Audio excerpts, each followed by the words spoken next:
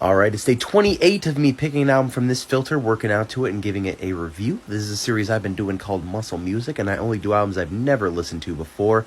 I've never done Talking Book. Let's do it.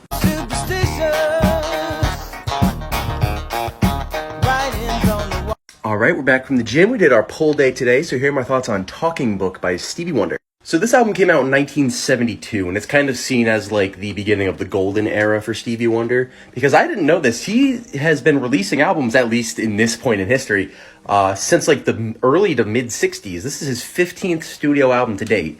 And funny enough, in research, I found that he was the youngest person ever to have a song reach the top 100 like hottest charts single at 13, which is really crazy. But yeah, everyone knows Stevie Wonder. He's a legend, and rightfully so. You know, his combination of funk and soul and this jazz blend that he has that kind of is accompanied with these synthesizers and these, you know, pianos and all these different instruments. It's a really cool blend, and it sounds really great on this album. Like, seriously, I don't know if it's like a Moog synthesizer or something like that, but the way he has that tone set up to sound like he's almost like slapping a bass, especially on the track Superstition, which is obviously the biggest track off this album, where just that intro alone, that boom, boom, boom, boom, I don't know how they really got that sound profile, but it's incredible. So yeah, that song's on here, and then the other really big track off of this album is You Are the Sunshine of My Life, where if you've heard that, it's a pretty great one. It's not one of his biggest tracks of all time, just because he's had such a long history of putting out really great songs, but it's also a fantastic track on its own. It's almost as if you were to give like elevator music, but like just turn everything up to 11. It's kind of on that level for me. But yeah, a lot of this album is defined by the sound that he puts onto it, and it's a lot of these synthesizers and keyboard usage. I looked it up, it's a clavinet, it's not a Moog, but I think they also use Moog synths later in the album too.